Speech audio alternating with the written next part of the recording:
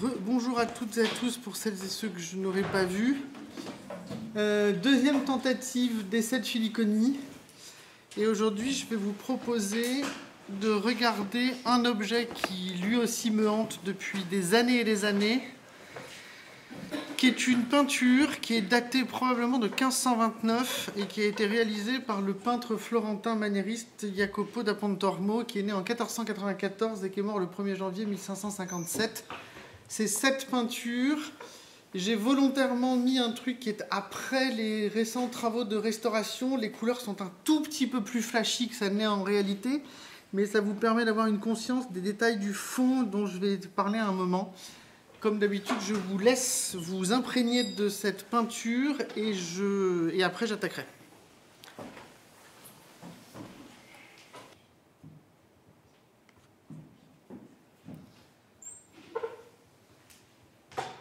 Bien, alors pour celles et ceux qui voulaient absolument savoir ce que c'était,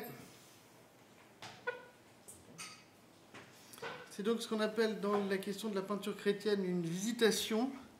Je reviendrai sur ce que c'est, attesté aux alentours de 1529 et conservé encore aujourd'hui et depuis le début dans ce qu'on appelle une prepositura dei Santi Michele e Francesco, dans une micro-ville qui s'appelle Carmignano, qui est une petite structure paroissiale qui est assez, qui conserve ce tableau.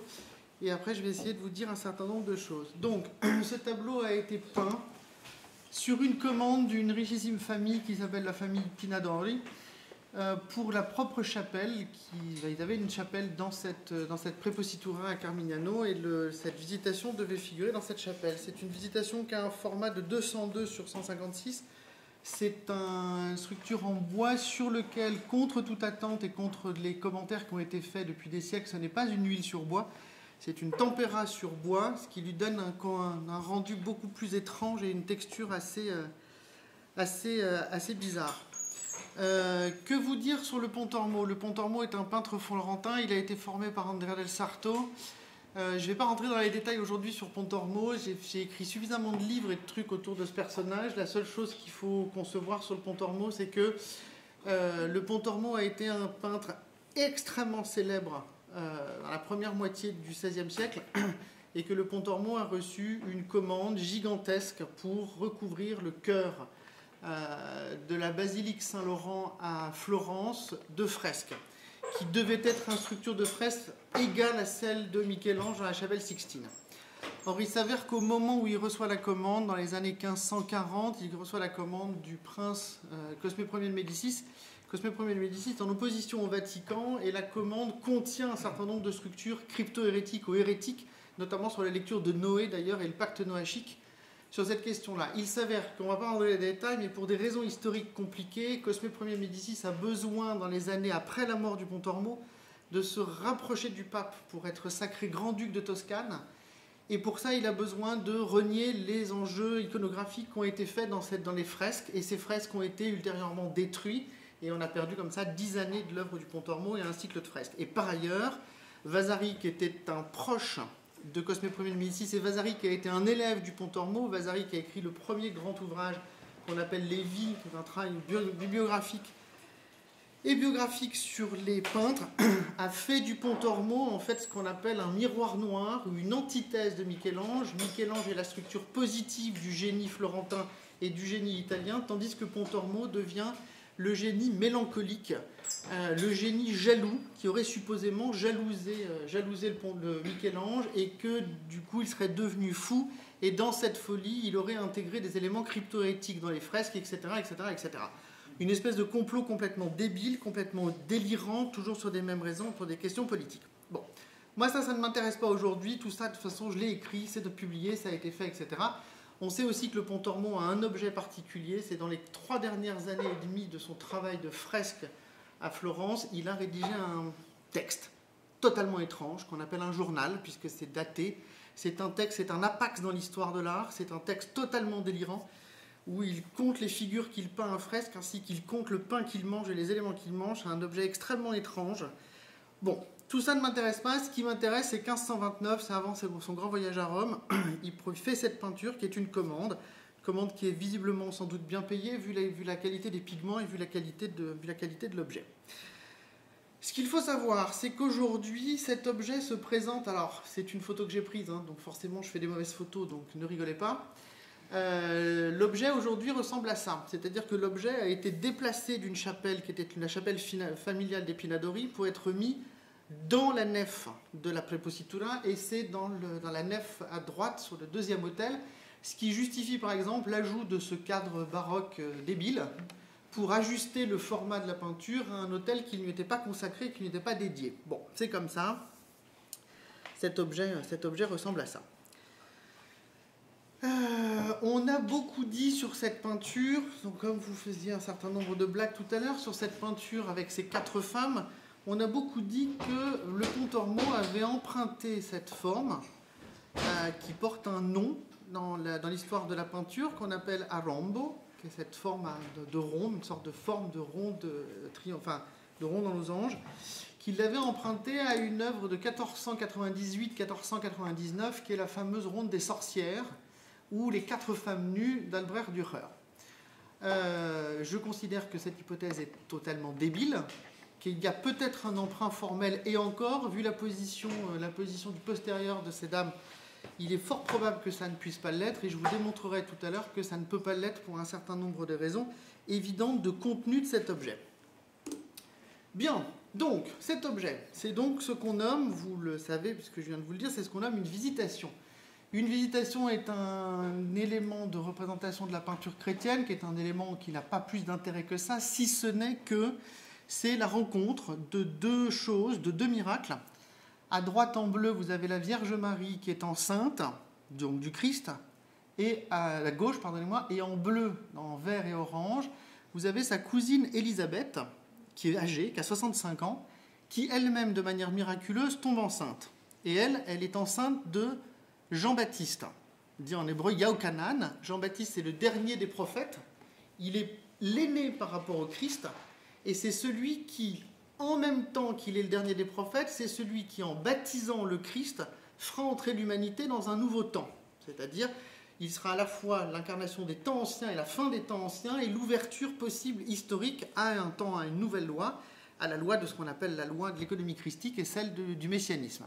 Donc ce que vous voyez ici, c'est une peinture qui montre une chose qu'on ne voit pas, et c'est ce qu'on appelle techniquement dans l'histoire de la peinture une représentation pneumatique. Évidemment, pour ce que le grec dit pneuma qui est le souffle, c'est-à-dire quelque chose qui est invisible. C'est donc ce que vous voyez ici est une chose que vous ne voyez pas, ce que vous voyez est la rencontre, en fait, du dernier des prophètes et du Messie. D'accord.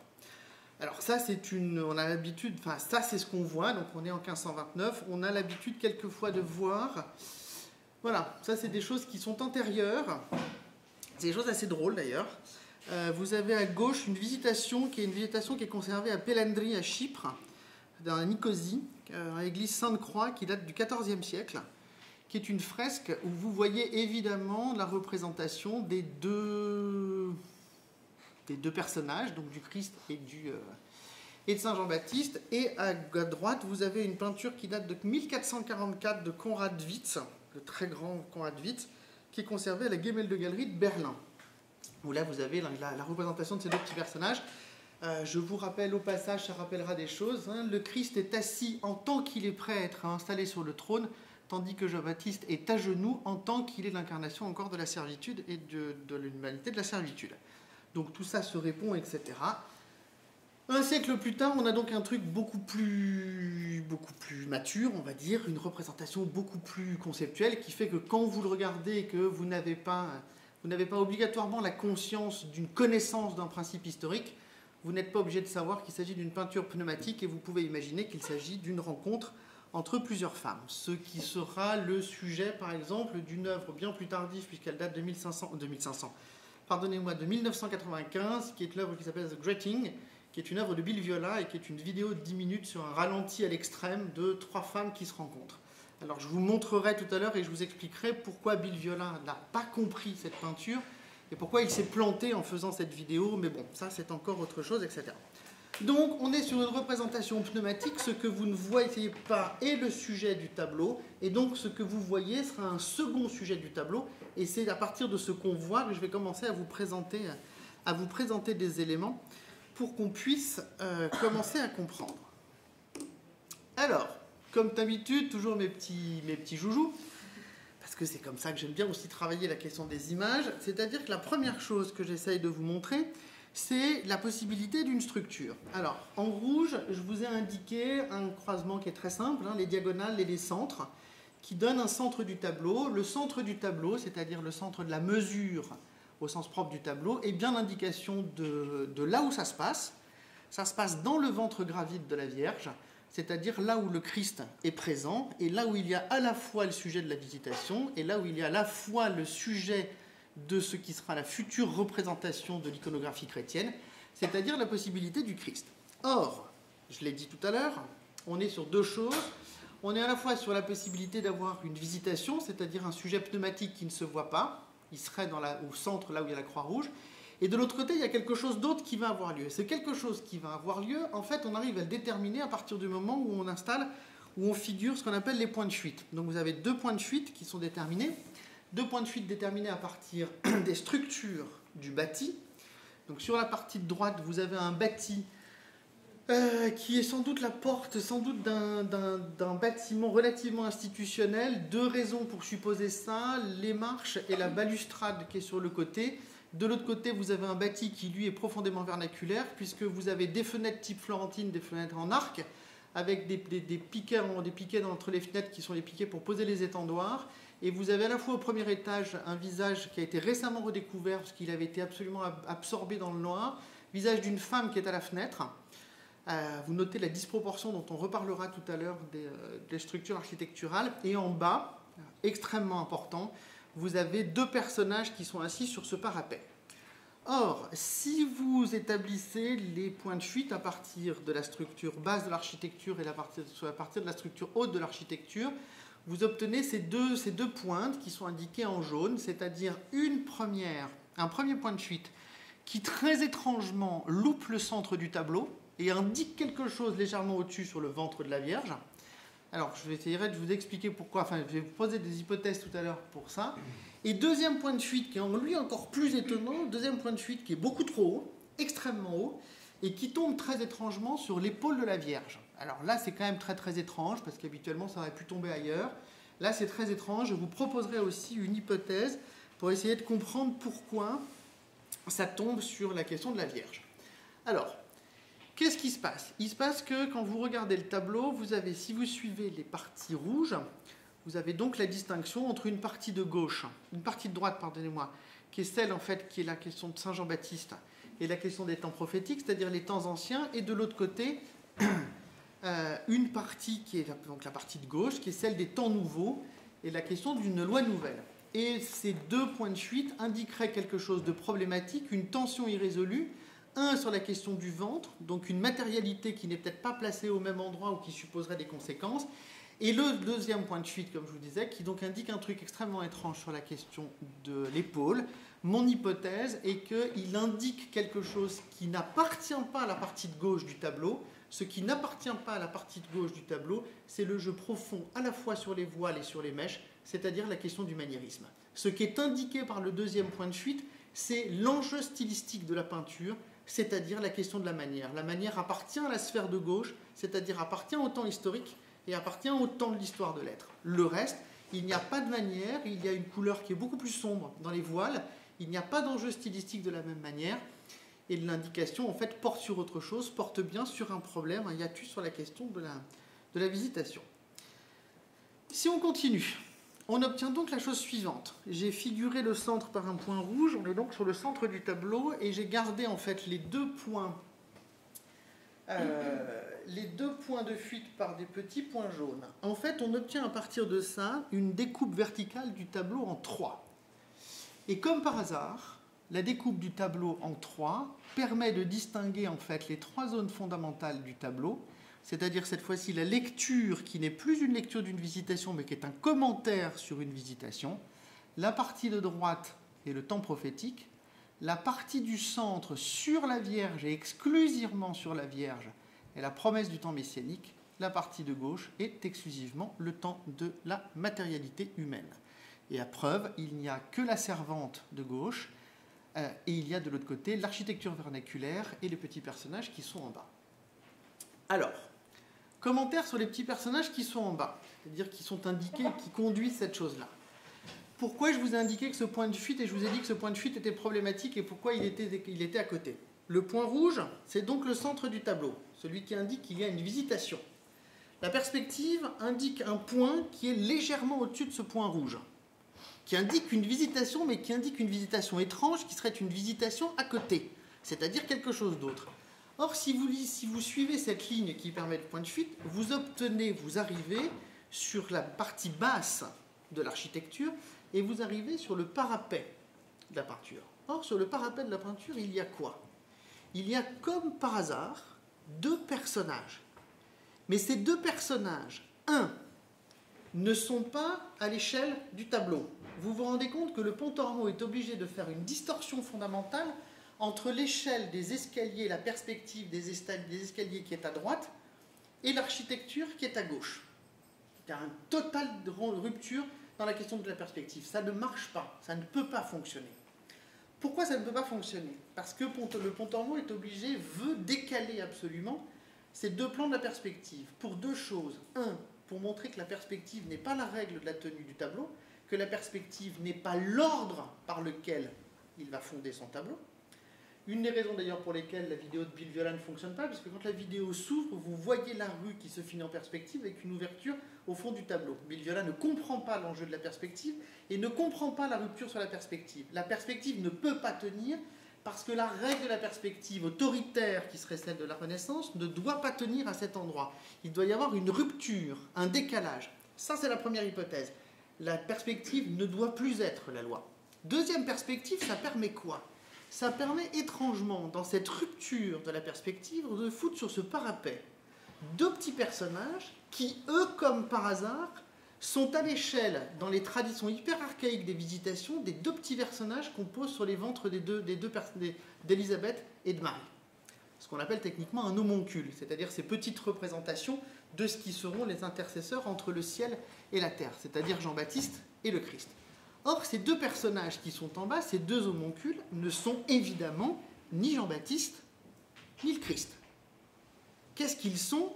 Personne ne le sait. En tout cas, ils ne sont pas une représentation chrétienne. Ils sont une représentation matérielle. C'est du matériel. Il y en a un qui est debout et il y en a un qui est assis. Supposément, il tient quelque chose entre ses mains que tous les historiens de l'art voudraient, en s'étant collé la tête sur le tableau, voudraient identifier comme étant une fiasque de vin. Ce qui n'est pas impossible. C'est deux potes qui discuteraient sur le bord du chemin et qui seraient représentés voilà, dans l'espace vernaculaire et dans l'espace du vivant. Les hypothèses qui sont attestées, qui sont assez drôles, les hypothèses seraient que le personnage assis serait Pontormo et le personnage debout, qui porterait, si on y fait attention, qui semble porter un masque de couleur bronze sur le visage, serait dans ce cas-là l'indication que le personnage, le grand, serait évidemment l'élève du Pontormo, qui est il Bronzino. C'est un jeu de mots qui se faisait très souvent à partir d'un truc qui permet d'identifier, à partir d'un élément qui permet d'identifier les choses. Donc, ma première hypothèse, elle est la suivante, c'est-à-dire qu'il y a l'indication d'une visitation chrétienne qui est dépassée par une visitation qui n'est plus du tout une sphère pneumatique et une sphère représentation, et que ce qui est l'incarnation, ce n'est pas le Christ et Jean-Baptiste, mais c'est bien l'humanité matérielle qui s'incarne ici dans un défaut de la perspective qui vient dire effectivement que quelque chose de nouveau se joue dans le plan du tableau et le plan de la représentation. Et donc on obtient ces trois bandes. Ensuite, alors ça c'est les trouvailles les plus récentes que j'ai fait sur le tableau en y retournant, etc. C'est-à-dire que mon hypothèse est que Pontormo réussit à faire un schéma totalement particulier qui est que la structure du tableau, vous vous en souvenez, c'est celle-ci. Pardon, c'est les croix rouges, ok? Truc le plus traditionnel qui permet de poser la perspective et la structure du tableau. En fait, Pontormo va décaler le centre du tableau et va faire deux choses. Si l'on suit les deux points de la perspective, celui qui tombe sur le ventre, celui qui tombe sur le voile, si l'on trace un trait, on s'aperçoit que ce trait est strictement parallèle à la diagonale de gauche. Strictement parallèle. Qu'il la suit absolument, mais qui est décalé, là encore, comme un truc qui vient faire hésiter la représentation dans ce décalage. Alors, je vous expliquerai peut-être pourquoi tout à l'heure, enfin, je vous proposerai une explication tout à l'heure. En revanche, ce qui est plus intéressant, c'est que si l'on suit les deux autres points, les deux points qui sont ces deux trucs qui font trembler la représentation de la visitation. On obtient une ligne et que cette ligne, elle vient découper cette fois-ci de manière fondamentale le plan du tableau. Regardez bien. Ici, si on suit la diagonale rouge, la diagonale de droite, la diagonale de droite et la diagonale de gauche font que dans la partie du centre, vous avez les 4 femmes. Ok ? Donc, Élisabeth et Marie, et derrière, je vous expliquerai qui elles sont, et derrière, ces 2 autres femmes. Elles sont 4. Si je rétablis le tableau avec les perspectives, j'ai une nouvelle ligne, enfin pas avec la perspective, mais avec les effets de Pontormo, j'ai une nouvelle ligne qui vient cette fois-ci exclure Élisabeth du groupe des 4. La question c'est pourquoi ? Parce que Élisabeth, elle, appartient entièrement au monde ancien et au monde de l'histoire. Les 3 autres personnages appartiennent soit à la possibilité du monde messianique, soit à la possibilité du monde matériel. Et que tout l'enjeu du Pontormo, c'est à la fois de garder la diagonale de gauche qui suit fondamentalement le dessin, qui le coupe en 2, c'est-à-dire la partie du vivant, la partie du métaphysique, et de rétablir cette diagonale qui exclut Élisabeth, qui laisse Élisabeth absolument seule dans l'espace prophétique et dans l'espace archaïque, et qui va poser les 3 autres femmes dans un autre espace, qui est dans l'espace de la modernité. Alors, c'est les thèses que je vais essayer de vous proposer qui vont venir après. Ça, c'est ce qu'on obtient sur le tableau si on le divise en 3. Ces 3 trucs, c'est de ce bégaiement fondamental du tableau, entre la partie de droite, les temps prophétiques, la partie du centre, les temps messianiques, et la partie de gauche, le temps moderne. Ça, c'est pour la première partie des hypothèses. Deuxième type d'hypothèse, je voudrais maintenant essayer, une fois qu'on a compris ça, une fois qu'on a compris le jeu chez Pontormo de la construction de ce tableau, et en fait le déplacement du sujet, il ne s'agit donc pas d'une visitation, mais il s'agit bien de quelque chose, d'une interprétation moderne et d'un commentaire moderne sur la question de l'être. Ce que je voudrais venir maintenant, ce que je voudrais essayer de comprendre avec vous, c'est l'interprétation de ces 4 femmes qui sont là-haut. Alors, pour ça, je vais essayer de vous proposer 4 hypothèses. Les 2 premières sont d'une simplicité ahurissante, les 2 dernières sont beaucoup plus complexes et beaucoup plus troublantes. Première hypothèse, c'est celle-ci. Première hypothèse qui a été attestée dans un certain nombre d'endroits. Il semblerait, même si c'est relativement très archaïque, mais il est possible que les 2 femmes qui sont derrière la représentation chrétienne soient là le portrait des commanditrices ou des commanditaires. Autrement dit, Buonaccorsi Pinadori et sa fille. Ce qui supposerait que ce ne soit pas complètement faux, ce qui supposerait par ailleurs quand même que si c'est le cas, certes c'est ça, mais c'est pas fantastique, enfin c'est pas ultra intéressant. Deuxième hypothèse, il s'agirait de comprendre que Pontormo a eu accès à un certain nombre de textes, sans doute en provenance du Nord, sans doute en provenance de diffusion plus ou moins secrète et plus ou moins cryptohérétique, de ce qu'on a appelé à la fin du XVe et au début du XVIe siècle la diffusion des évangiles apocryphes. Dans les évangiles apocryphes, on s'aperçoit d'un certain nombre de choses, dont il est dit que la Vierge avait des sœurs et qu'Élisabeth avait des sœurs. Une sœur, pardon. Et qu'il serait possible que ce serait ce qu'on appelle une représentation d'une sainte famille élargie.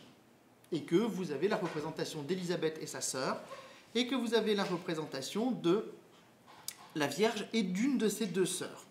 C'est possible, c'est pas délirant, c'est pas une hypothèse faramineuse, c'est une hypothèse qui est envisageable, et c'est pas une hypothèse qui est extrêmement drôle. Hypothèse beaucoup plus intéressante. C'est la 3e hypothèse, et qui est le fait que Pontormo met face à face ou dos à dos, ou conjointement, plus à vis-à-vis, 2 représentations. Vous avez, dans la Vierge et Élisabeth, une représentation chrétienne. Vous avez 2 éléments, qui sont 2 éléments qui appartiennent à l'histoire, qui se font face, et qui fondent une sorte de représentation tautologique et autotélique de l'histoire. L'histoire se regarde pour elle-même, par elle-même, et c'est tout.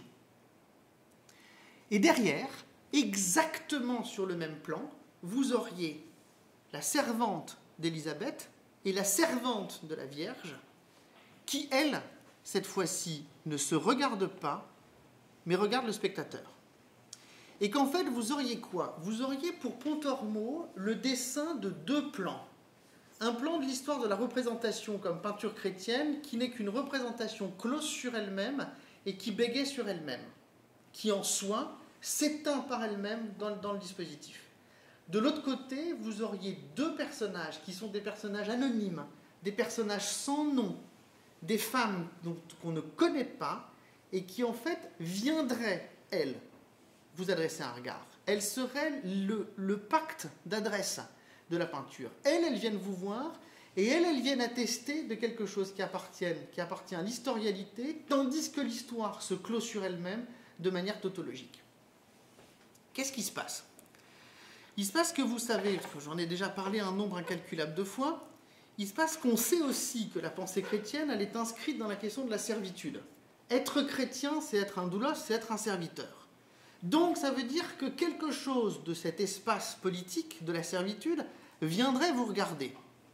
Or, on sait aussi que la pensée chrétienne est aussi une promesse d'une gouvernance de l'être et d'une sortie de cette servitude.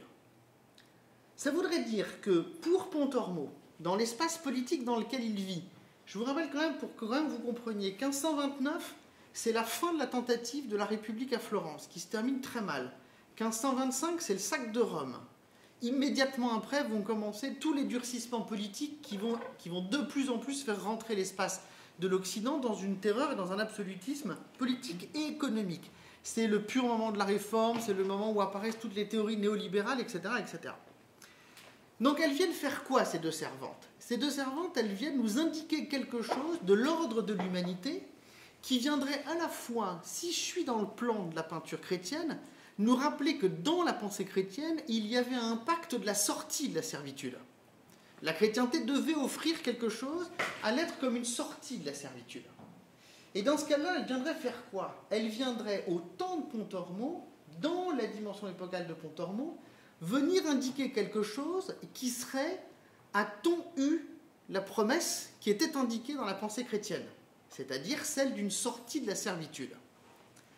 Or, me semble-t-il, et c'est en ça que je trouve ce tableau mais bouleversant jusqu'aux larmes, c'est qu'elles se maintiennent depuis 1529 dans le même dispositif d'adresse et qu'elles viennent vous réclamer en fait quoi? Elles viennent vous réclamer une attestation, non pas pour elles, mais pour nous, pour le contemporain, de cette épreuve de la sortie de la servitude. Puisque l'histoire bégaye, puisque l'histoire ne fait que se regarder elle-même pour elle-même. Ce qui appartient au matérialisme historique, ce qui appartient à l'historialité de l'être, les servantes, elles continuent de nous regarder, elles continuent toujours de nous regarder en attendant que vienne être attestée l'idée que l'être de la servitude a cessé. Et qu'il semblerait qu'elles continuent de nous regarder dans ce dispositif historial de la peinture, et pas historique de la visitation dont on se fout, qu'elles viennent nous regarder et qu'elles viennent nous réclamer le témoignage de ce qu'a été, dans l'histoire matérielle de l'humanité, la sortie possible de la servitude. Tant que cette sortie n'a pas été attestée, tant que cette sortie n'a pas été fondée, il semblerait qu'elle puisse continuer de nous regarder avec cet air sidéré et en même temps profondément affectueux et profondément distant dans cette réclamation de quelque chose qui serait à dire dans cette sortie de l'histoire ou de l'autre, enfin, dans un au-delà de la mesure de l'histoire. C'est en ça que ce tableau me bouleverse depuis toujours. Ce tableau, il y a quelque chose dans ce tableau qui est absolument foudroyant dans l'histoire de la représentation, dans une histoire politique de la représentation des êtres. Et quatrième hypothèse, qui est mon hypothèse que j'aime, je l'aime beaucoup, j'avoue, parce que je la trouve absolument en même temps délirante et assez folle. La quatrième hypothèse, c'est que vous seriez devant un tableau qui serait une pure forme conceptuelle et circulaire des mêmes visages, face et profil, historiaux et historiques. Vous auriez la même femme d'une soixantaine d'années que vous voyez de face et de profil, et la même femme d'une trentaine d'années que vous voyez de face et de profil. Et qu'en fait, vous auriez un écrasement de la sphère des temps, des sphères temporelles, vous auriez un écrasement de la représentation historiale et historique qui viendrait s'écraser dans le même temps, dans le même moment, Et ce que vous verriez, ce serait un pur dispositif conceptuel du même visage, qui n'est pas le visage de la Vierge, qui est le visage d'une humanité matérielle à 2 temps de son vivant, d'une humanité matérielle qui à la fois s'interroge et à la fois interroge ce qu'est le devenir de cette humanité matérielle, et pour ça elle a besoin en même temps de se regarder et de se faire face, et en même temps de nous faire face. Et pour ça, il faut dissocier le plan du tableau et faire en fait que le même visage en même temps se regarde et nous regarde. Dans les deux temps du tableau. Et là, on obtiendrait cette chose qui est ici, qui est ce moment assez étonnant, une espèce de dispositif profondément conceptuel. Et qui, à mon sens, serait la lecture, serait une des formes les plus saisissantes de ce qu'on pourrait appeler l'épreuve de ce qu'on appelle le messianisme matériel. Et ce messianisme matériel, vous savez aussi que ça a été, pendant toute l'histoire de sa vie, ça a été la quête de Walter Benjamin. Walter Benjamin a toujours cherché à faire l'épreuve de ce qu'était le matérialisme, le messianisme matériel, c'est-à-dire ce moment où l'histoire aurait la capacité à se clore sur elle-même dans sa conscience, parce que la conscience de ce qui a été l'histoire nous a été réattribuée et a été capable de nous être adressée. Et je crois que ce tableau est peut-être un dispositif qui est à la fois un dispositif plastique et conceptuel ultra brillant, ultra difficile, qui est à la fois par-delà l'histoire de la peinture chrétienne, par-delà une histoire extrêmement complexe de la peinture chrétienne, une visitation qui est une peinture pneumatique. Je ne vois pas ce que je vois, je dois aller chercher ce que je vois, et ce que je vois n'est pas le temps messianique, mais ce que je vois est l'épreuve matérielle d'un temps messianique, comme nécessité de la conscience de ce qu'on appelle l'histoire, et la nécessité de la conscience de ce rapport, de cette idée que l'histoire aurait besoin de se regarder en même temps qu'elle aurait besoin de nous regarder dans un temps qui est le même et dans un écrasement temporel et épocal. Voilà ce que j'avais à vous proposer pour aujourd'hui.